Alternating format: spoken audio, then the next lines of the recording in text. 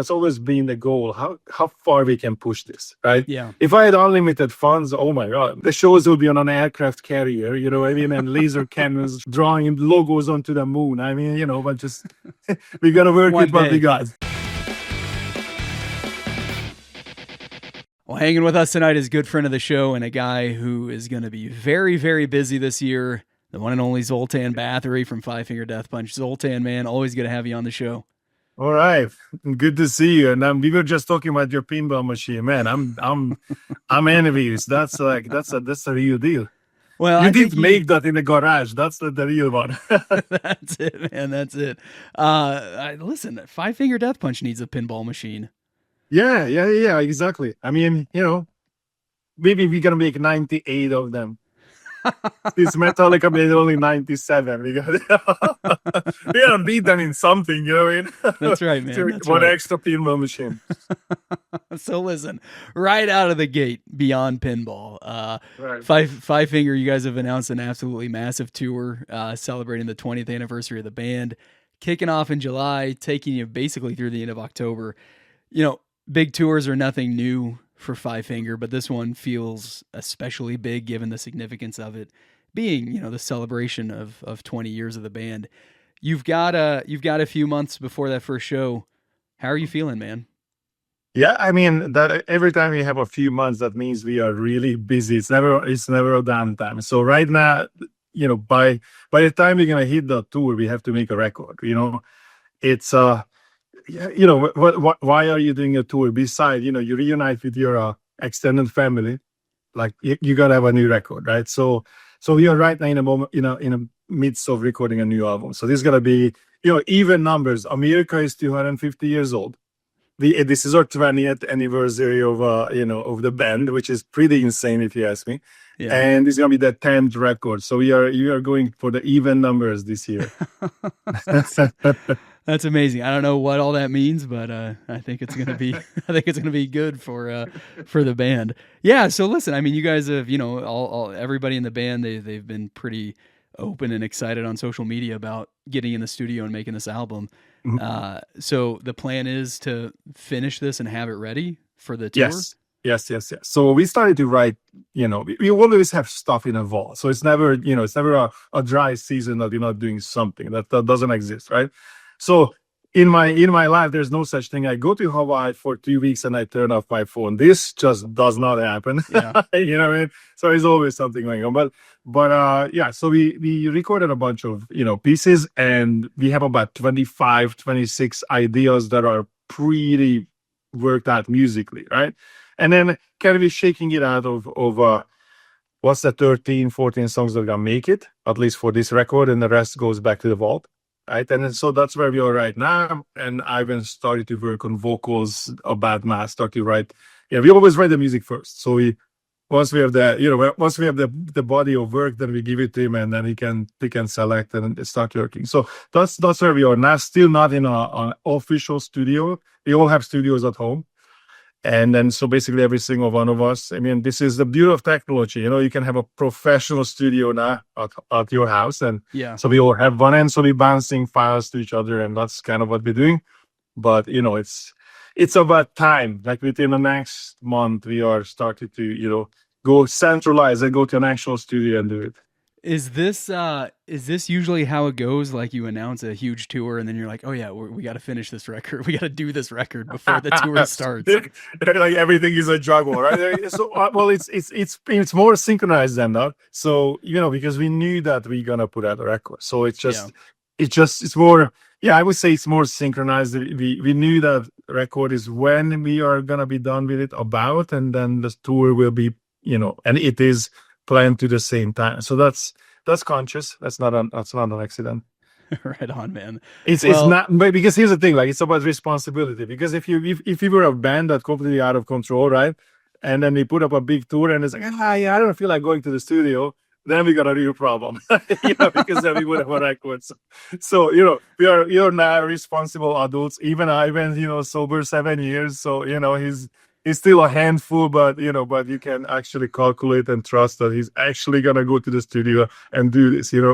That's amazing, man. Well, yeah, I mean, massive milestones this year. 20 years of a band, that is a big enough milestone. But to also hit that album number 10, like, at the end of the day, it's all just numbers. But still, for a band to hit 10 full length studio albums, like, that's amazing, man. What runs through your head when you think about hitting number 10? Right. Yeah, it is. A lot of bands end up with 2, 3, maybe 4, and then that's about it. To be in a position that you can do 10 and have a 20 years span of career is pretty amazing.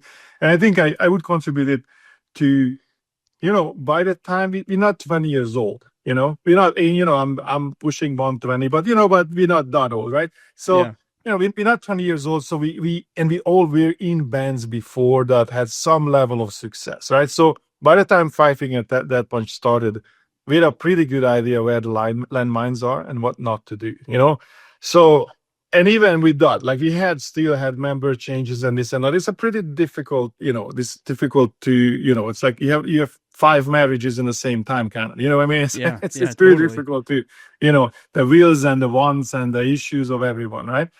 And so we managed to keep it together regardless of the adversities. You were in a press watching this, this dumpster fire sometimes what it was, right?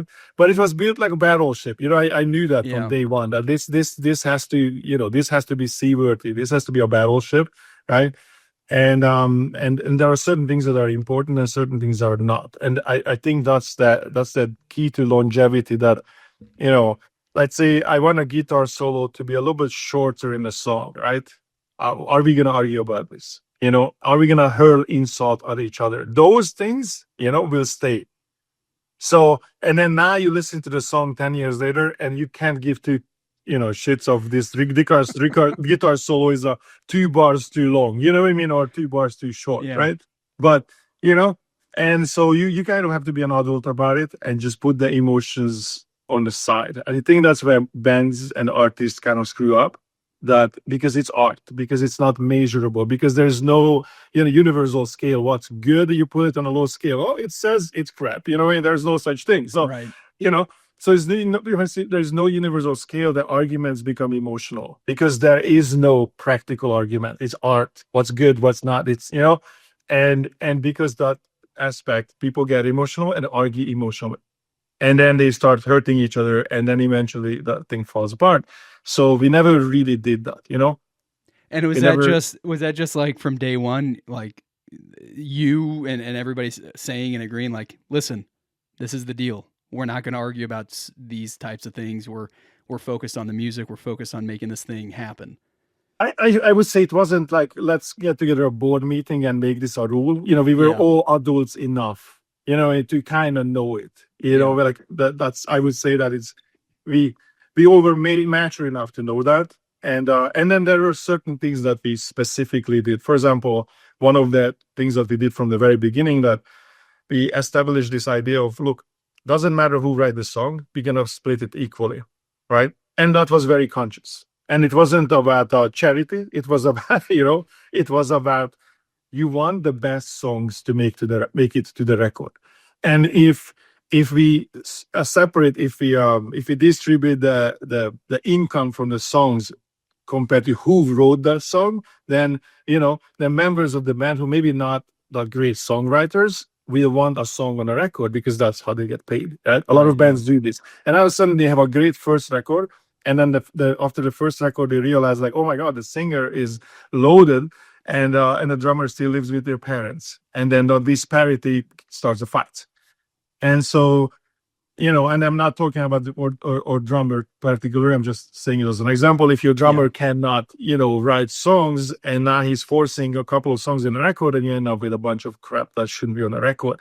If everybody gets the same amount of money from the songs, regardless who wrote it, then it's everybody's interest to be the best songs. So I don't suddenly behave differently. So there were certain rules that we established out of understanding how this works, and that basically yielded this, the longevity of the band. That we fight. That's not what we don't. It's just we don't fight about dumb stuff that will, destroy the band. So we managed to, And it makes total sense, man. And you talk about the longevity, and yeah, here we are talking about this huge tour. And I remember seeing you on your tour with Manson a couple of years ago, and Mhm. the production and lighting for that tour was incredible. I think you had some of the guys who do work for Trans-Siberian Orchestra Yes, Brian Hartley, do yes. do that, yeah. And after the show, you and I caught up, and you were like, "If you think that's cool, get ready." And I know you don't want to give away any spoilers, but I gotta imagine you've got some fun things planned for this tour. Yes, it's the trajectory was always that, how big the show can be, Yeah, how far we can push the production, and there are various constraints. How big is the stage? How big, where are we playing? It's all those are all a factor. How much we're gonna piss off our accountants and everyone else because we're gonna spend all the money on production, and so there are these constraints, but that was always the idea. And I would say we were, because this we shared, the whole band shared this. We were all big fans of bands that, Iron Maiden and Rammstein, and bands that put on the big shows, or historically always put up big shows. And it's not just the visuals. Well, when it comes to being a fan of those bands, of course you're affected by personal life. Wow, look at this, right? So there's that factor. Like, of course, you imagine yourself as a kid, like one day I'm on a stage with all these lights. And I remember when Eddie, I don't mean to show that Eddie's head was blown up and the drum was on the top of the head. I'm like, oh my God. yeah, So you imagine that, like one day I'm gonna do that. So of course you want to check that box. I want to do that. I want to do crazy stuff on stage. But also there is a pragmatic part of this, where when you look at the audience, and it's important how they view something. If you go to see a movie with your friends, right, you're going to say, well, we saw this movie, because it's not interactive. You are sitting next to each other. Maybe you do a little bit of a what is a mystery theater 3000 and talk crap, while the movie is happening. yeah, So there yeah, is some of that, right? But generally it's not interactive, right? Well, when you go to a concert, it's a tribal experience, right? And it's very ancient, because basically we just replace the fire with lasers and lights, but and the sticks and stones with guitars, but it's the same yeah, thing still, And so when you put on a show, it is a tribal experience, and if your band is aware of that, then you kind of engineer that way, that I want to make sure that this is a suspended illusion. I can remove you as the audience from your daily life and create something that you're gonna be at awe, and not for a second I will break the illusion. So this way, like the movie, you watch the whole movie, but this is interactive, right? So, and yeah, what that takes, lights and lasers and sound, and then every, throw the kitchen sink in there to keep that. Even between songs, we play a lot of segues, because we don't like the downtime between songs, right? There's a little bit of a moment there. And so we always put some segues, or something is still happening while we're not even on stage. And that's conscious, and that's why, because we want to, obviously create these shows. So that's always been the goal. How far we can push this, right? yeah. If I had unlimited funds, oh my God, man, it would be, the shows would be on an aircraft carrier, I mean, and laser cannons shooting, drawing logos onto the moon. I mean, but just we gotta work One with what we day, got. one day, One day. man. Well, no, I mean it is incredible, and yeah, you think about show after show or tour after tour, and pushing yourselves more, and obviously you get new ideas, but then technology expands, and so like as you keep pushing yourself, it just seems like the opportunities, the options, they're just become more and more too. Exactly. Which is that's, if you look at the old shows, like when I was talking about Iron Maiden, when the Eddie's had blown up and how they did that at the time, that was magic. You know what I Yeah, mean? yeah, Like, it's like, oh, absolutely. how is this even possible? And so we are crossing into an era where technology is not just crazier, but also cheaper in some way, right? And Yeah, so, like we're talking about a recording studio. Before, you had to go to a recording studio to make an album. Now, for a few $1,000s, you can have a professional studio that is perfectly fine to make a world class record, right? Yeah. So this is a kind of some similar is happening with the gear, what's going on stage. That things are getting easier and somewhat cheaper, right? To do. Well, it's still, our accountants are not happy. Trust me. Like, do you guys really have to have that 16th and 15th or the 17th truck? Like we hear that all the time. But Yeah. on this one, Ivan and I both are very adamant that don't want us to take a step back, even though there were sometimes like when there were some economic terms, right? When gas prices was crazy, people don't realize that, man, that affects a touring, the touring, the expense of the touring insanely. Yeah. And if you remember, like back a couple of years ago, there was a time when bands were just canceling tours one after the other because they realized, like, man, I'm gonna lose money in this tour. We can't afford it. So and Ivan and I was like, well, we don't care. Even if you lose, we're not gonna take back.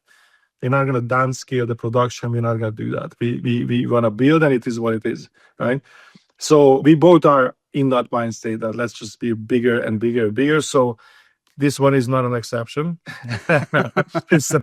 so if you like the light show on the last tour, this is definitely pushing it. Awesome, man. Yeah, It's and gonna be yeah, bigger. you think bigger and bigger and better and better. Yeah. I mean, of course, that's always going to be the goal, but certainly for this milestone this year with celebrating a new album, celebrating 2 decades of the band, and you and I have talked about it in the past. Just how hard you guys busted your ass to make this happen 20 years ago, and Right.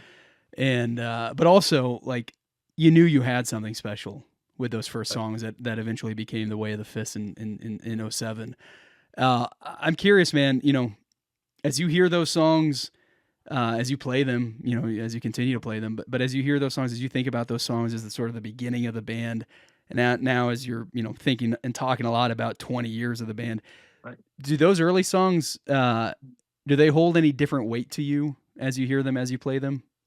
Yes, definitely, because especially for me, because because the first 2-3 records are a little bit different. What the band became and how it became an actual band from where it started is very different. It's not, maybe other than the hardcore fans, it's not really that well known, but somebody had to start the band. I started the band in 05 and went through various early lineup state changes, but the songs that made it to the first record, I had to write those songs. So if somebody asked me of how you sound like as a guitar player, as a songwriter, well, the first 2-3 records is mainly me, and the first record, pretty much the whole record. Obviously, Ivan writes his melodies and lyrics, but when it comes to the music of the first record, every song except half of one song, I wrote every song on that.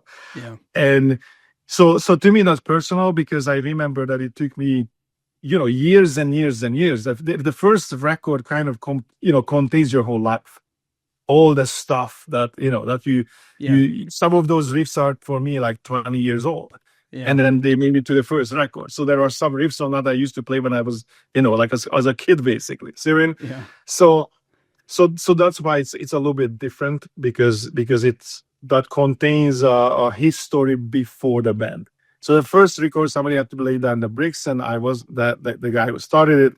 So that's personal to me because those are my riffs. Right? The second record is about 80% of my stuff. Jason was already in a band, and so he was contributing to that. Third record, still about 60%, 70% is my stuff, and eventually it became of a band. And you can even see the evolution. I'm a metal guy, and let's say Jason was a hard rock guy, and then you can see how that sort of, it wasn't that we went commercial, like, well, here's this heavy stuff, and now we're gonna go commercial. It's just simply that who the band members were, Yeah. Yeah. And let's say when Andy James came into the band, he's also a metal guy, and he's also European. So now as we're writing the new record, you can definitely hear it.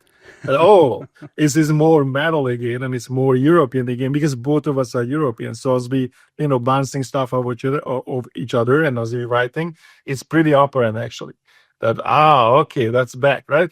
So the evolution of the sound was really that. Like the first record is basically all the music is me. The second one is mainly, and the third one is still proportionately a little bit more, right? And then eventually we kind of established this hard rock thing where, where people debate that are they really metal? Like we don't really give a shit actually, where I don't care. This is what we like. This is what we do. This is how this combination of the band sounds like. It is what it is, right?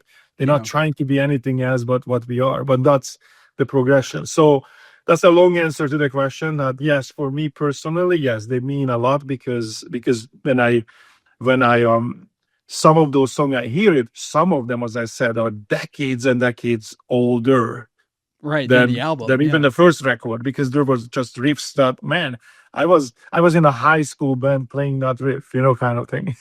Yeah, I love that, man. Well, yeah, and I mean, it makes sense. The different people, different influences, things that inspire you, things that affect you around the world, around your own personal life, like just like any individual, like that happens, right? We all change, Right. we evolve, and we cling to the things we love too, and so Right.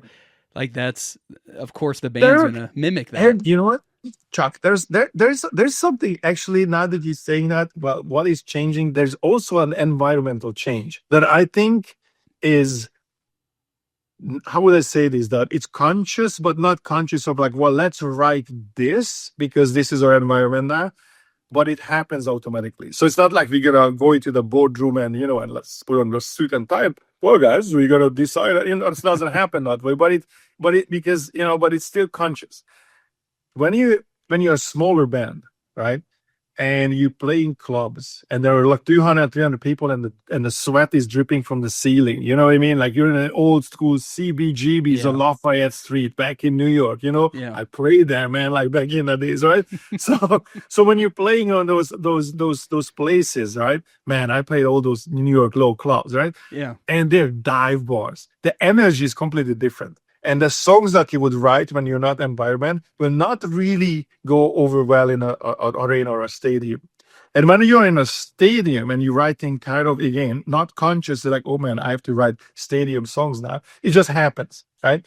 When you're writing with that mentality, because that's your environment, if you take those songs into a low club, people will be like, what the hell is this? Because it's a different energy. Yeah, Right? totally. So as the band is growing, I think this environment where we play and how and what kind of show we put on, that also changes how you think and how you write. So there is an effect, definitely.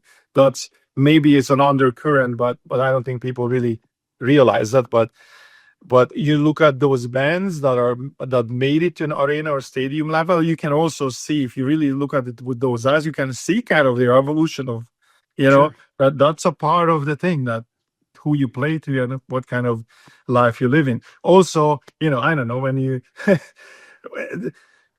people say, "Oh, you sold out." Well, look, when pick whatever these superstar rock stars. When you have I don't know, like 100-foot yacht, you're not really gonna write a punk rock song about complaining life, really. You know what I mean? Like and you're cruising around the Bahamas. It's pretty difficult. Well, screw the system, man. I mean, so unless you're the absolute shitbag, and you know what I mean.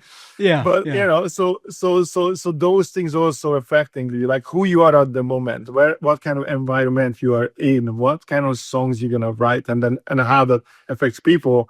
That's a pretty complex picture. Yeah, man, I love it. And Zoltan, like always, man, I know we could talk for a few hours, but man, we got a lot to look forward to with this new album, this tour. It's always great to catch up and share some time together, man. I can't wait to see you guys on the road.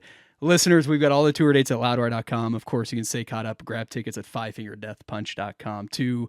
But Zoltan, you know it. I'll say it. Whenever you want to jump in the show, it's an open door policy, man. Always fun. I want to try that pinball machine. Come on over, man. We'll play. Do you play for, like, we gotta put some kind of a wager. Like there has to be some stakes. You know what I mean? We gotta keep score somehow. I used to play pinball. Back in the days, that's all we got, pinball machines.